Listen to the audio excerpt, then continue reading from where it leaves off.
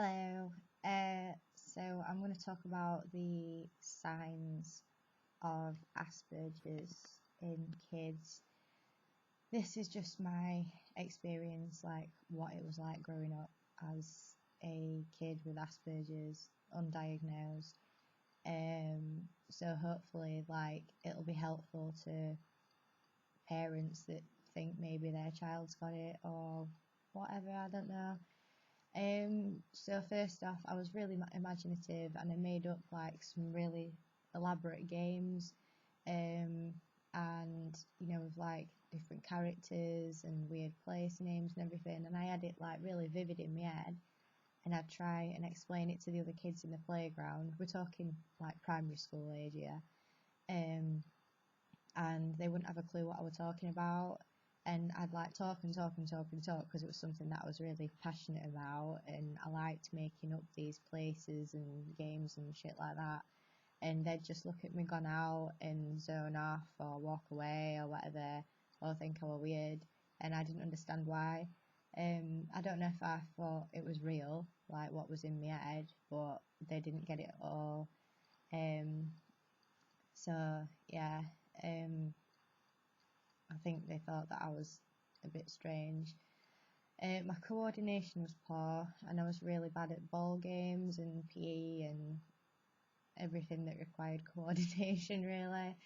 And stuff like card games and dancing, things that like required choreography and that. Anything that required me to follow like a set of rules, I was never good at, and sometimes that was misconstrued as me being like, I don't know, defiant or whatever. It wasn't. It was just like I couldn't understand how to do things like that. I still struggle with stuff like that today. Like I was trying to play Cards Against Humanity on Halloween at a friend's house, and I just did not understand what everybody were doing, what were going on. And like I kept asking people what were going off, and what I was supposed to do in that. Like every time it was my go, like it just weren't going in at all.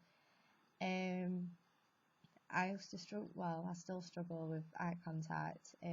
But when I was a kid, I was really bad with it. Like a lot of the time, I'd look at the floor, or I just wouldn't look people in the eye at all. And my dad used to shout at me and, tell me that I'm stupid and I'm rude and people think I'm ignorant and all that. When it weren't that, it was just the fact that I found it really intrusive and strange and just like, yeah, really overwhelming, and nah, don't like it. And still to this day, like if I, for example, go to a shop and pay for something at the counter, like I'll probably just look at the counter or look at the card machine or get my phone out, anything to stop me from having to make eye contact with the person. So yeah, next one is I wouldn't understand sarcasm and jokes. I'd take everything that people said to heart, and this resulted in me getting upset very easily, and getting offended very easily because I didn't know the difference between a joke and somebody being nasty. And that's something again that has taken me a long time to sort of learn. But I think I'm alright with that now. That was just like a childhood thing, I think.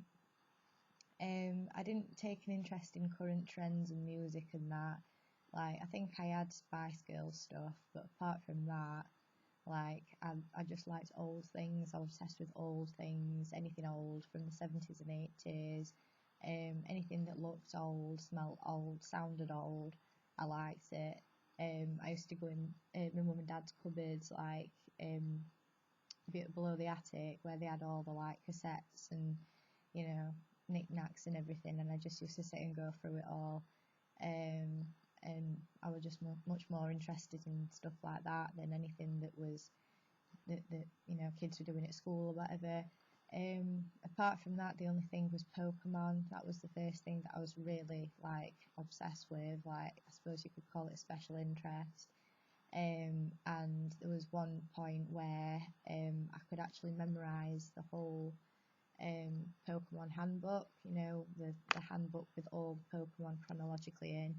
And I used to give that book to my babysitter, and she'd like have it like that, and then she'd test me, and I'd just go through it like number by number, each Pokemon, get it all right, don't know how I did it, won't be able to do it now.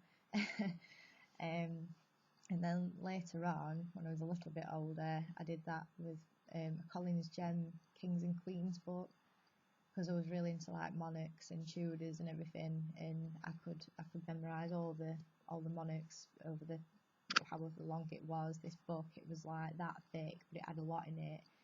And yeah, I don't know how to do it with the dates and everything. But yeah, I think I've diminished a few brain cells since then. So I could try and do it, I don't know. But socially, I'd latch on to like one person, and you know, they were like my friends. So if they got a new friend or whatever, then I'd see that as, you know, somebody taking my friend away from me, or my friend betraying me. Like, I really didn't like it. And yeah, like there was a couple of times that happened, and I was just like, how dare you take my friend away from me? Like, fuming about it. Not like that now though. I'd get really bad school reports, like for disruptive behaviour and stuff like that, because I think I was obviously very overwhelmed and frustrated with things and confused about everything. So it kind of manifested itself in disruptive behaviour and all that, you know, showing off and being the class clown. So yeah, which wasn't very pleasant at parents' evening, because I'd always get a bollocking after and get grounded. And a lot of the time I wouldn't understand what I'd done wrong, like genuinely, which used to infuriate my mum and dad even more. But you know, the run up to parents' evening, I'd always think that I was doing really well. I don't know why, but like I just did not get the impression that I was doing anything wrong. So when it comes to parents' evening and they were like, oh no, Anna's been doing this wrong and that wrong and other wrong, I was just like absolutely mortified, because I thought I was doing really well. I don't know if that's an Asperger's thing, but I just didn't get it. So I'd spend a lot of time alone, still do. And I'd happily like go on walks and stuff by myself. I'd disappear into the woods for a bit. I'd walk home as well. This was kind of like when I started secondary school. I should say all through secondary school actually, because I didn't like getting on the bus, because there's people on the bus. Yeah, I didn't like getting on the bus, and walking with other people. So like, if somebody, on the rare occasion, somebody asked me to walk home with them, I'd just be like, oh no, my mum's picking me up, then wait a bit and then walk home on my own. Like, yeah, like I wasn't lonely, I don't think. I think I was sometimes, but you know, I was like obsessed with like Guns N' Roses and stuff, when I was like year 7, 8, 9, well, still am again. But that's kind of the first thing that I had really, to get me through school. Appetite for Destruction's like my best friend. It's a bit sad, but it was. I was shouted at and punished a lot for things I now know weren't my fault, and I think that definitely contributed to the fact that I developed crippling depression and low self-esteem from a very early age. I'm not saying that it is the sole cause. I think there was a lot of reasons why, but I think that is one of the biggest reasons why. Because if you're told that you're stupid and that you'll never do anything right, and that you're going to end up in a mental institution, because we had Middlewood Asylum down the road from us, and that was always threatened that I was going to end up in Middlewood. Guess what? I'm not. Then you start to believe it, especially somebody with Asperger's that takes everything like as gospel, do you know what I mean, and believes everything people say. Like I really did think that I was a piece of shit. So it's taken me a long time to realise that I'm not actually a piece of shit. I'm actually a very good person. So, but like looking back, like all those things, I think somebody would have picked up on the fact that I did have Asperger's, and I would have been given the help that I needed to get through school and fulfil my potential.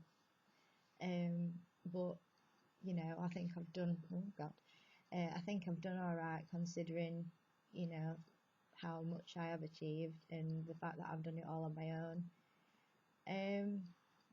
But yeah, like I think these days, kids are given a lot more help, and Asperger's and autism is more easily recognisable, which is a good thing. I'm glad. So yeah, hope that's helped.